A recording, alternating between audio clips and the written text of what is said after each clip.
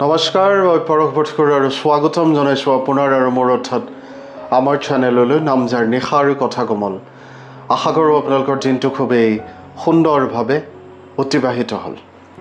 ভাৰতৰ সোণৰ খনিসমূহে এক সমৃদ্ধ ঐতিহাসিক আৰু সাংস্কৃতিক গুৰুত্ব বহন কৰে। প্ৰাচীন কালৰ পৰাই সোণৰ খনন কাৰ্য আৰম্ভ হৈছিল আৰু কোলাৰ, হাতী আৰু সোণভদ্ৰৰ দৰে বিখ্যাত খনিসমূহে বহু শতাব্দী ধৰি কাৰ্যকৰী হৈ আছে। ভাৰতত প্ৰায় $800 বিলিয়ন মূল্যৰ প্ৰায় 23,000 পৰা 24,000 টন মূল্যৰ যথেষ্ট পৰিমাণৰ সোণ আছে বুলি অনুমান কৰা হয়। ইয়াৰ অৰ্থনৈতিক গুৰুত্বৰ বাহিৰেও সোণক ভাৰতীয় সংস্কৃতিৰ সৈতে সম্পূৰ্ণৰূপে জড়িত কৰা হৈছে, যি ধৰ্মীয় কাৰণ, পাৰিবাৰিক পৰম্পৰা, উপহাৰ আৰু মৰ্যাদাৰ প্ৰতীক হিচাপে এক কেন্দ্ৰীয় ভূমিকা পালন কৰে। সোণক বিশুদ্ধ আৰু ভাগ্যৱান বুলি গণ্য কৰা হয়, যিটো প্ৰায় মন্দিৰলৈ দান কৰা হয় আৰু বিয়াৰ সময়ত সাধাৰণতে কইনাই পিন্ধে। ই ভাৰতীয় সংস্কৃতিৰ চহকী দিশটো প্ৰতিফলিত কৰে, বিভিন্ন অঞ্চলত সোণৰ গহনাৰ অনন্য শৈলী প্ৰদৰ্শনৰ সৈতে।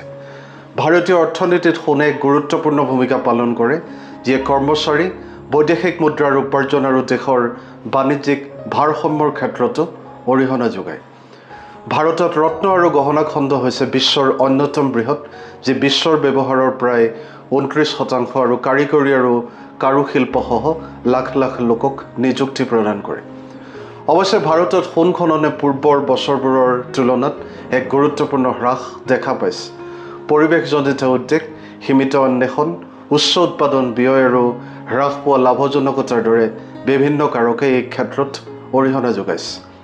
2020 চনলৈকে ভাৰতৰ বাৰ্ষিক সোণৰ উৎপাদন মাত্ৰ 1.6 টন আছিল, যিটো বিশ্বৰ মুঠ উৎপাদনৰ 0.5%তকৈও কম। আজিৰ খণ্ডটোত ভাৰতৰ 7টা সোণৰ খনিৰ বিষয়ে জনাব বিচাৰিছোঁ, যিবোৰৰ বিষয়ে আপোনালোকৰ বহুজনে হয়তো আগতে শুনা নাই। লগতে মই উল্লেখ কৰিব বিচাৰোঁ যে আজিৰ খণ্ডটোত ব্যৱহাৰ কৰা ছবি আৰু ভিডিঅ' কেৱল প্ৰতিনিধিত্বমূলক উদ্দেশ্যৰ বাবেহে, অৰ্থাৎ pictures and videos used in today's episode are only for representational purpose.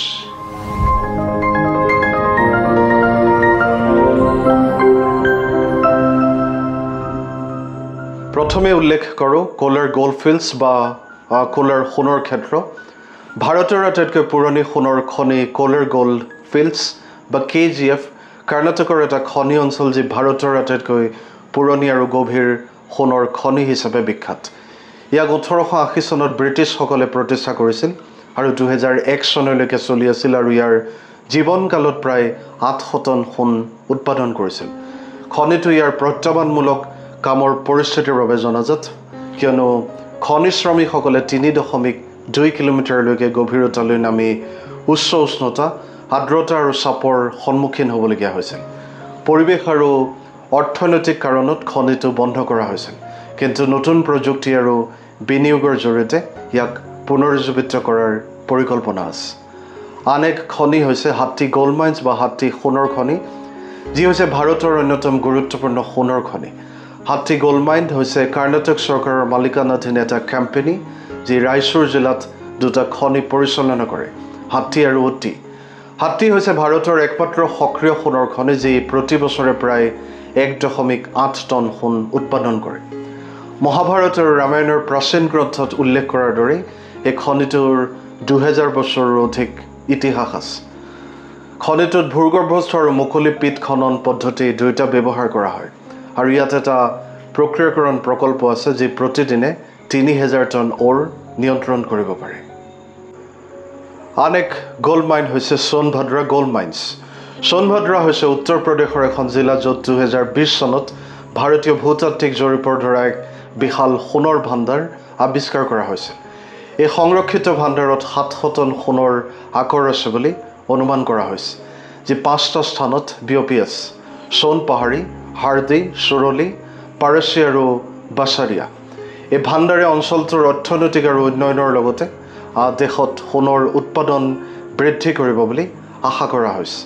Geological survey of ইণ্ডিয়াই এই অঞ্চলটোৰ অন্যান্য খনিজ পদাৰ্থ যেনে ৰূপ, তাম আৰু লোহাও চিনাক্ত কৰিছে। ঠিক তেনেদৰে আন এক মাইন হৈছে গানাজুৰ গোল্ড মাইন।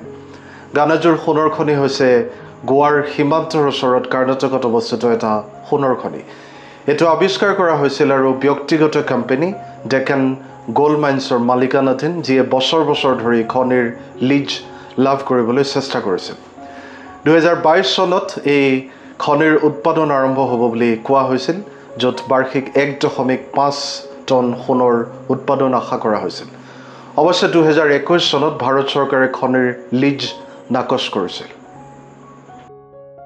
এতিয়া উল্লেখ কৰোঁ জোনাগিৰি গোল্ড মাইন জোনাগিৰি সোণৰ খনি হৈছে অন্ধ্ৰপ্ৰদেশত তেলেংগানা ৰাজ্যৰ সীমান্তৰ ওচৰত অৱস্থিত এটা সোণৰ খনি ইয়াৰ উপৰিও ডেকান গোল্ড মাইন্স লিমিটেড কোম্পানীৰ মালিকানাধীন 2023 চনত এই খনিৰ উৎপাদন আৰম্ভ হ'ব বুলি কোৱা হৈছিল য'ত বাৰ্ষিক 1.2 টন সোণৰ উৎপাদন আশা কৰা হৈছিল এইটোৱে হ'ব ভাৰতৰ প্ৰথমটো মুকলি গাঁতৰ সোণৰ খনি ঠিক তেনেদৰে আছে লাভা গোল্ড মাইন ঝাৰখণ্ডৰ চান্দিলত অৱস্থিত লাভা সোণৰ খনি হৈছে সম্পূৰ্ণৰূপে অন্বেষণ কৰিবলৈ অপেক্ষা কৰা এক লুকাই থকা ৰত্ন আন কিছুমান সোণৰ খনিৰ দৰে বিখ্যাত নহ'লেও লাভাৰ অপৰিসীম সম্ভাৱনা আছে অঞ্চলটোৰ সমৃদ্ধ খনিজ ভাণ্ডাৰে সোণ আহৰণৰ বাবে এক আশাব্যঞ্জক ভৱিষ্যতৰ ইংগিত দিয়ে প্ৰযুক্তি আৰু বিনিয়োগৰ অগ্ৰগতিৰ সৈতে লাভা ভাৰতৰ সোণ খনন পৰিৱেশত এক গুৰুত্বপূৰ্ণ খেলুৱৈ হ'ব পাৰে